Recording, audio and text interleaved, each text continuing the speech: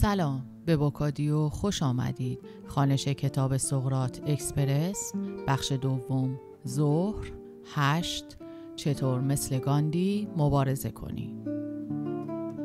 11:02 صبح، خانه بارودا، دفتر مرکزی راهن شمالی هند، در حال تهیه بلیت یوگا اکسپرس از دهلی نو به احمدآباد. احتمال موفقیت نچندان. وقتی اولین مرتبه اسم قطار یوگا اکسپرس را شنیدم، می‌دانستم که باید سوارش شوم و خودم را برای هر دردسری در راه خرید بلیت آماده کردم. روشن بگویم، این تمرین یوگا به کلی تئوریک است. یوگا اکسپرس به چشمم آمد. انگار می‌خواست با سرعت مرا ببرد سوی روشنگری. و اما مقصد قطار احمدآباد، شهری که مهاتما گاندی، فیلسوف قهرمان من، اولین آشرام زندگیش را بر خاک هند در آن بنا کرد و از همانجا بود که راهپیمایی معروف نمک را به راه انداخت که بدل به جنبشی بنیادین در راه استقلال هند شد. برای این سفر طولانی با قطار باید اول بلیت رزرو کرد. اقدام به چنین کاری در ایستگاه راهن هند از همان ابتدای امر، یعنی از 1853، مترادف بود با ایستادن در صف‌های طولانی کشنده و طی کردن مسیر پرپیچ و خم بوروکراتیک. در عصر دیجیتال این روال کشنده به شکل آنلاین برگزار می شود. قشنگ 3 ساعتی طول کشید تا حساب کاربری درست کنم که بعدش هم دیدم همه بلیط های یوگا اکسپرس رزرو شدن. اسمم را میگذارم در لیست انتظار و اپلیکیشنی دانلود میکنم تا بتوانم پیگیر قضیه باشم. نوبتم خیلی زود از شماره 15 میرسد به 8 و بعد هم میشوم اولین نفر لیست. چه امیدوار کننده. دوستم کایل از یکی که در آژانس مسافرتی کار می‌کند پرسجو می‌کند که می‌گوید مشکلی نیست. یکی از دوستانش هم که کارمند راهن است می‌گوید مشکلی نیست. خب از صحبت دوستان چنین برمی‌آید که مشکل زیاد است. در هندوستان هیچ چیز را نمی‌شود قطعی دانست تا وقتی واقعاً قطعی شود. حتی آن موقع هم قطعی نیست. هر پایانی یک آغاز است. در هر پایانی هم انگار یک ادامه دارد نهفته است. میدانم که نفر اول بودن در لیست انتظار خیلی چیز خوبی است، اما اینجا هندوستان است، کشوری که مفهوم عدد 0 را ابداع کرده و با مقوله بی‌نهایت خیلی میانه دارد. عدد چیست؟ خواب و خیال، توهم. رواقیون باستان هم میگفتند مهم این است که داری غرق میشوی. حالا میخواهد 30 متر زیر سطح آب باشی یا 30 سانتی متر. غرق شدن است. لیست انتظار هم لیست انتظار. کایل میپرسد خب چرا با هواپیما نمی روید احمدآباد؟ سریعتر و راحت‌تر است و فقط یک کم از قطار گرانتر میافتد. راست میگوید، اما نمیتوانم با پرواز بروم. گاندی هم هواپیما سوار نشد حتی یک بار. با قطار سفر میکرد. پس من هم باید همین کار را بکنم. گاندی ایمان راسخ داشت که وسیله از هدف مهمتر است. برد یا باخت مهم نیست. مهم چگونه مبارزه کردن است. کجا رفتن اهمیتی ندارد. چطور رفتن مهم است. با پرواز نمی روم. قطار می گیرم. با یوگا اکسپرس هم می خواهم بروم. به نظرم این موقعیت می طلبد که خودم سریع وارد عمل شوم و کاری بکنم. خودم را می رسانم دفتر یکی از مسئولان قطار، آقای سینگ. مردی خوش قیافه در آستانه کچلی با عینک فرنفلزی و چهره عبوس. مشکلم را تون برایش توضیح میدم و میپرسم کاری از دستش برمی آید؟ البته سوالم بلاغی بود. میدانم که آقای سینگ میتواند کمکم کند. در هندوستان قدرت آدم نسبت مستقیمی با متراژ دفترش دارد. واضح و مبرهن بود که آقای سینگ با آدم با نفوذی است. به گمانم 3-4 تایی سالن انتظار داشت و سقفش تا آسمان میرفت. می توانست با نوشتن چیزی یا فشردن دکمه کیبوردش برایم در یوگا اکسپرس صندلی بگیرد. جوری میگوید پیچیده است که انگار داریم از حساب انتگرال حرف میزنیم، نه یک رزرواسیون معمولی. توضیح میدهد که تعدادی از صندلی ها را برای مهمان های تشریفاتی کنار میگذارند، به اضافه مهمان های خیلی خیلی تشریفاتی. یگان میخواهم از کوره در بروم، اما جلوی خودم را میگیرم. گاندی از این جور رفتارها خوشش نمی آمد. می گفت خشونت به مرتکب خشونت هم به اندازه قربانی صدمه می زند و من نمی خواهم حالاها صدمه ببینم. سعی می کنم در عوض خوش رفتار باشم. از علاقه همیشگیم به گاندی حرف میزنم. اسمش را با همان پسوندهای تجلیلی ادا میکنم و میگویم باورهای گاندی هنوز در جامعه امروز تأثیر گذارند. چهره آقای سینگ معذب‌تر می شود. قشنگ می بینم که دارد دو تا چارتا می کند، ببیند روی مرا زمین بزند یا می ارزد که به من خارجی بلیط بدهد و در عوض پیه عصبانیت اعضای پارلمان و کله‌گنده های دیگر را به تنش بمالد. شانسی ندارم. مرا ارجاع می دهد به بخش سهمیه خارجی ها در راهن دهلی نو و می گوید آنها حتما می توانند کمکم کنند، اما هر دو خوب می دانیم که نمی توانند. از بابت وقتی که برایم گذاشته تشکر می کنم و می زنم بیرون و می خورم به گرد و غباری که در دهلی نو مثل هوا تنفس می کنندش. تلاشم برای گرفتن صندلی در یوگا اکسپرس به آخر خط رسیده، یا به قول هندی ها تازه همه چیز شروع شده. با کایل می رویم ایستگاه مترو. می گوید امروز هوا سالم است، چون سلامت هوا در یکی از آلوده ترین شهرهای دنیا امری نسبی است. کیفیت هوا اغلب در وضع خطرناک قرار دارد، اما امروز از دیروز کمی بهتر است. از کنار دو رفتگر رد می شویم، مشغول جارو کشیدندند و حسابی گرد و خاک راه انداختند. آخر می دانید که در دهلی اصلا گرد و خاک نداریم.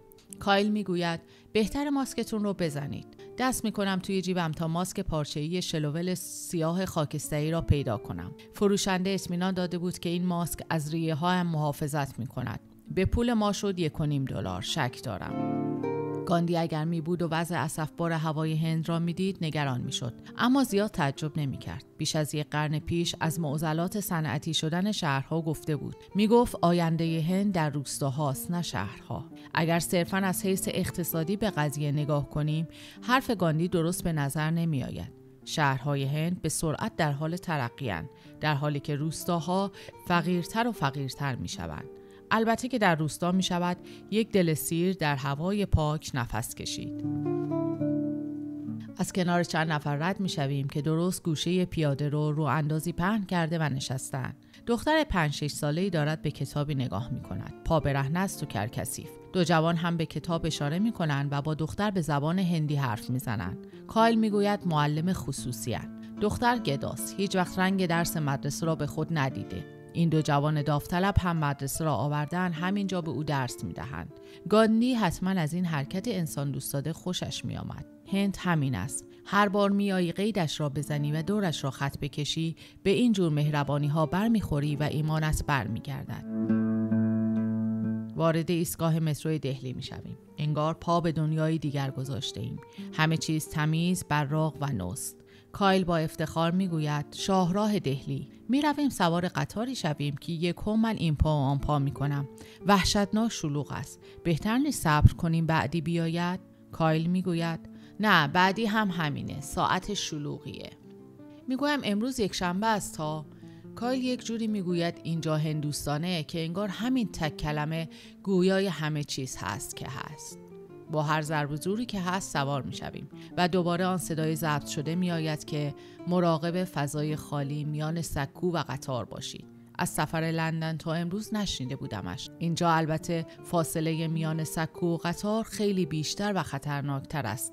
باید خیلی مراقب تر بود. موهانداس کرامچاند گاندی در مجموع آدمی نبود که از بابت چیزی تردید داشته باشد، به استثنای قطار. وقتی 2 خانم آمریکایی پرسیدند مخالفتش با احداث راهن صحت دارد یا نه، جواب داد هم آره هم نه. گاندی از سوی خط آهن را امتیاز دیگری برای بریتانیا می‌دانست که بتواند هندوستان را تحت کنترل داشته باشد. این را هم متوجه شدم که گاندی درست مثل فیلسوفان دیگری که می‌شناسم انگار چندان موافق سرعت زیاد نبوده. می گفت واقعاً دنیا با این وسیله‌های پرسرعت جای بهتری می شود. چطور این ابزار سبب رشد معنوی آدم می شوند؟ مگر نه اینکه دست آخر عاملی بازدارنده‌اند؟ البته که با همین قطار همیشه خدا هم کوپه درجه 3 توانست سر تا سر هند سفر کند، زندگی ها را ببیند و حامی مردم هند باشد. یک سفر قطار زندگی گاندی و سیر تاریخ را متحول کرد. سال 1893 بود. 7 روزی میشد که گاندی به آفریقای جنوبی سفر کرده بود. مؤسسه حقوقی محل کارش او را از شهر دوربان به پورتوریا اعزام کرده بود تا به پرونده حقوقی مهمی رسیدگی کنند. بلیت درجه یکی برای این سفر کوتاه رزرو کردند. سفر که شروع شد و رسیدند ایستگاه مارتیزبرگ، مسافر سفید پوستی وارد کوپه شد. نگاهی به گاندی انداخت و مسئول قطار را صدا زد و گاندی را مجبور کردند برود کوپه درجه 3. گاندی گفت اما من بلیتم درجه 1. مسئول قطار جواب داد مهم نیست، ورود رنگین پوست ها ممنوعه. گاندی اما نپذیرفت از آنجا برود تا اینکه پلیس خبر کردند و از قطار انداختنش بیرون.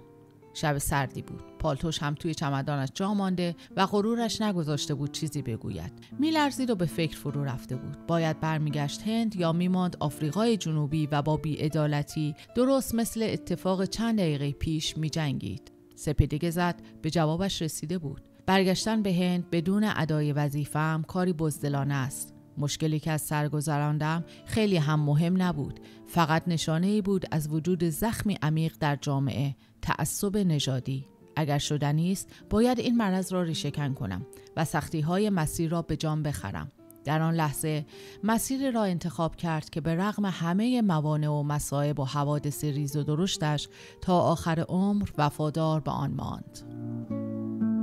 چند دهه بعد وقتی جان رالی از خلاقانه ترین تجربه زندگی گاندی پرسید، او از حادثه آن شب در آفریقای جنوبی یاد کرد. این نشان می‌دهد گاندی عزم جزم آن شبش را با خلاقیت یکی می‌داند. بعضی زندگی نامه‌نویسان از بی‌علاقگی گاندی به هنر نوشتند. به ندرت سراغ رمان و تئاتر و گالری می‌رفته. آن نگاه تیزبین سورو یا گوش‌های فوق‌العاده شوپنهاور را برای دیدن زیبایی و شنیدن موسیقی نداشته. در لندن برای کلاس رقص اسم نوشت، اما زود فهمید هیچ استعدادی در ریتم گرفتن ندارد. اشتباه است اگر گاندی را خلاق ندانیم. گاندی خلاق بود، اما نه به شیوه معمول. قلموی گاندی عزم راسخش بوده و پرده نقاشیش قلب انسان. می گفت زیبایی واقعی این است که در برابر بدی نیکی کنی. در هر خشونتی یک جور ناتوانی در قدرت تخیل نهفته است. جامعه بدون خشونت لازمش خلاقیت است. گاندی همیشه در جستجوی شیوه‌های ابتکاری و نو برای مبارزه بود. از مترو میاییم بیرون و در جا گم میشویم. کایل از یک ریکشا سوار آدرس میپرسد، اما راضی نمیشود و دوباره راه میافتد. مسافت دیگر راه میرویم تا میرسیم به آقای پلیسی که ماسک زده. خیلی هم ماسک درست و درمانی است، از نوع فیلتر دارش. مال من از این امکانات ندارد. کایل آدرس میپرسد. من هم با آسیب واریز شده به ریه هم فکر میکنم. آقای پلیس مسیری مخالف مسیر آن ریکشا سوار پیشنهاد میدهد، اما این هم کار را راضی نمی کند. از نفر سوم هم میپرسد. میگوید من هیچ وقت به یک نفر بسنده نمی کنم، همیشه از 2 یا 3 نفر میپرسم. زندگی در هند چنین محکم کاری هایی میطلبد. گاندی آزمایشگر بزرگ این را خیلی خوب میدانست. وارد محوطه خانه برلا یا همان گاندی اسمیرتی می شویم. درست مثل روزی که گاندی خانه به دوش قدم به اینجا گذاشت. این خانه که بیشتر شبیه مجتمع یا محوطه بزرگ است، آن وقتها متعلق به گانشیام داس برلا، یکی از دوستان کارخانه‌دار ثروتمند گاندی بوده. حس آرامشی آشنا مرا در بر میگیرد. بارها آمدم اینجا، اما نمیدانم چرا هر بار دیر میفهمم. مجذوب این فضا شدم. از جنس علاقه‌ام به گاندی به دلایلی که نمیشود به زبان آورد. فضای سبز وسیعش را دوست دارم. قدمگاه‌های سفید سنگ شکل پا هستند رد پای گاندی و رواق‌های سرتاسری که مهاسما را در آنها تصور می‌کنم. مرد 78 ساله‌ای جوان، کلاه حصیری بزرگ بر سر و شلوار لنگی به پا، می‌خمد روی نامه‌ای که می‌نویسد یا می‌شود همبازی نوش یا کمک می‌دهد به هدایت کشتی نااستواری به نام هند نوپا. بعضی مکان‌ها با مقوله‌های فرابشری انگار قداست پیدا می‌کنند. مثلا درختی که بودا زیر سایش به روشنگری رسید و حالا اسمش درخت بوداست، در حالی که بعضی جاها بستر اعمال شنیع و خشونت‌آمیز می شود. گیتسبرگ، نرماندی و خانه برلا هر سه از مقوله دومند. همینجا خانه برلا بود که گاندی آخرین گام‌هایش را برداشت و آخرین نفس‌ها را کشید. مهاتما گاندی آخرین روز زندگیش به رسم معمول ساعت 3:30 صبح بیدار شد، دندانهایش را با شاخه کوچک تمیز کرد با همان مسواک چوبی سنتی مثل اکثر هندی‌ها. صبح زمستانی سردی بود. نوه برادرش که همیشه کمکش می‌کرد او را در شالی پیچید و شانه‌های استخوانیش را پوشاند. بعد از آب پرتقال همیشگی یک لیوان عسل و لیمو هم نوشید. رژیمش ساده بود و سالم. میخواست عمر طولانی داشته باشد. میگفت تا 125 سالگی و خودش را تطهیر کند. عیار مبارزه را با مبارز میسنجند. میگفت چوب کبریت خیس چطور میتواند یک کنده را آتش بزند؟ خانه بیرلا که میروم کایل اغلب همراهم میآید. همانطور که بیشتر گفتم کایل از دوستانم است. البته خب برهه‌ای هم خدمتکارم بوده. میدانم این حرفم خوشایند غربی ها نیست، اما جدی میگویم. خدمتکار کلمه است که دیگران کایل را با آن خطا می‌کردند، حتی خودش. سالها پیش با هم آشنا شدیم. 1993. تازه به عنوان خبرنگار رادیوی ملی آمریکا رفته بودم دهلی. تجربه دیوانه‌وار جدیدی بود. باید خانه‌ای پیدا می‌کردم. اما آپارتمان‌ها یا خیلی گران بودند یا شلوغ، یا همراه با خطر حمله سوسک‌های پرنده که راحت قد کف دست بودند. عاقبت جایی پیدا کردم. درهای چوبی بزرگ داشت با تراسی رو به محله زیبا. صاحب خانه مردی بود عصا قورت داده که از گوش چپش موهای ضخیم و سیاه در آمده بود. امکانات آپارتمانش را اینطور شرح داد که توالت به سبک غربی دارد، تهویه دارد و با خونسردی اضافه کرد خدمتکار هم دارد. چند روز بعد خدمتکار آمد بالا و اعلام حضور کرد. اسمش کایل بود. 11 سالی بیشتر نداشت. به طرز نگران کننده نزار و نحیف بود. پوست تیره داشت و اجزای صورتش مشخص و برجسته بودند.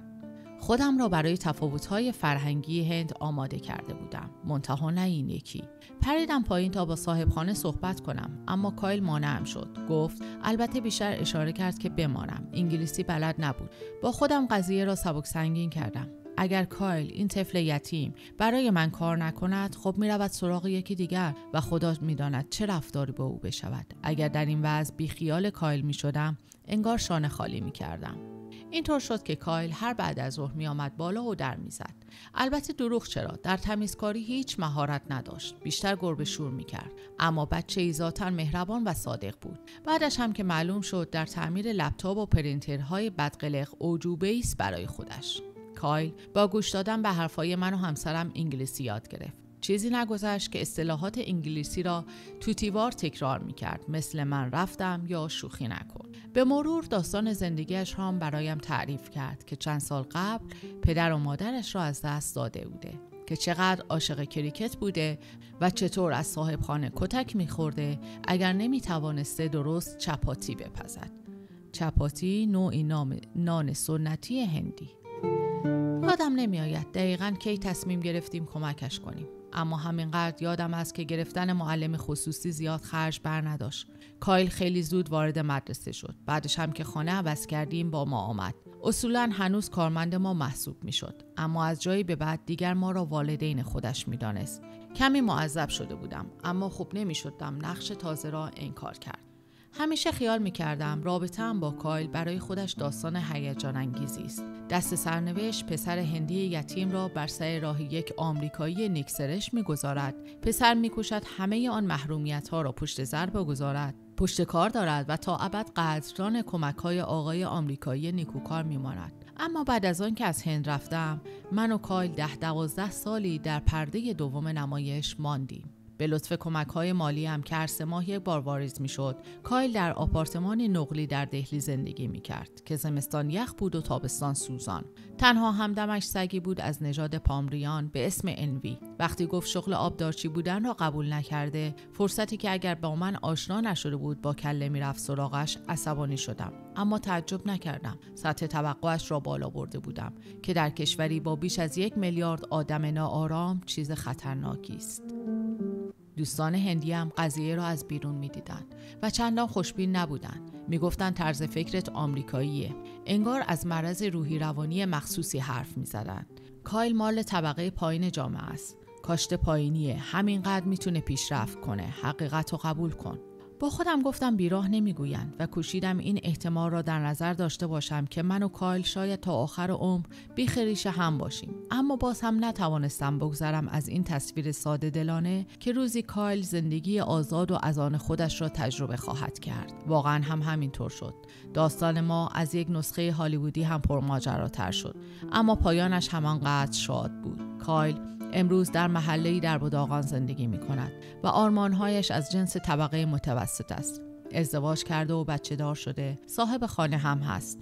ساختمانی 2 طبقه دارد. خودشان طبقه بالا زندگی می‌کنند. طبقه پایین هم یک لوازم تحریر فروشی راه انداخته به اسم اما، دخترش. دفتر خودکار و کیف پول طرح گاندی می‌فروشد. من و کایل دیگر حساب کتاب مالی با هم نداریم. جنس رابطه‌مان انگار تغییر کرده و محکم‌تر شده.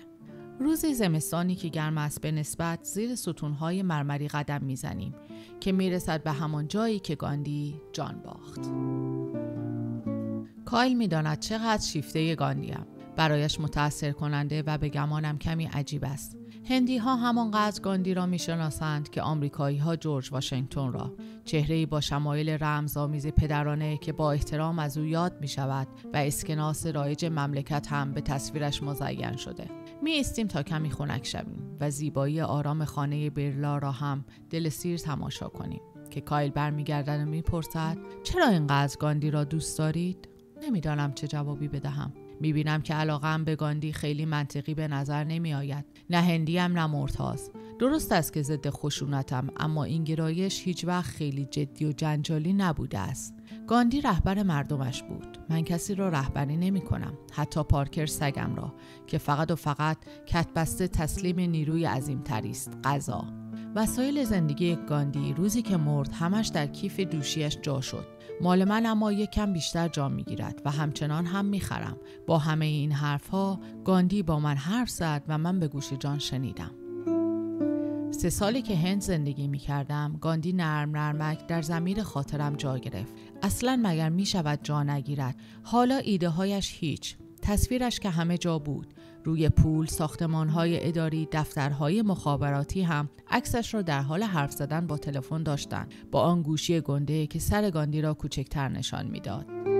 موهانداس کرامچاند گاندی نقش‌های زیادی ایفا می‌کرد. وکیل مدافع، گیاهخوار، مرتاض، آزمایشگر، نویسنده، پدر ملت، دوست همه، دشمن هیچکس، کارگر، رقصنده ناموفق، مراقبه‌گر، میانجی، عیبجو، استاد، دانش آموز، سابقاً مجرم، بزلگو، اهل پیاده روی، خیاط، وقت نگهدار و طغیانگر بود. پیش از همه اینها جنگجو بود. با بریتانی ها در افتاد و به جنگ تعصب رفت، چه در جمع خارجی ها چه در میان مردم سرزمین خودش می جنگید تا صدایش شنیده شود. بزرگترین جدالش اما برای تغییر شیوه مبارزه بود. گاندی در نهایت توانست جهانی عاری از خشونت را فقط به تصویر بکشد. آنقدری واقع بین بود که بداند چنین چیزی به زودی محقق نمی شود. در این بین آدم باید بهتر مبارزه کردن را یاد بگیرد. زوجی را تصور کنید که به هرگز دعوا نکردن خود می‌نازند.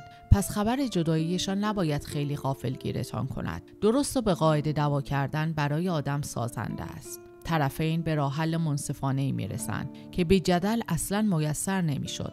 مسابقه فوتبالی در نظرتان بیاورید که با نتیجه مساوی تمام می شود، اما زمین مسابقه از قبل بازی هم سبزتر و سالمتر است.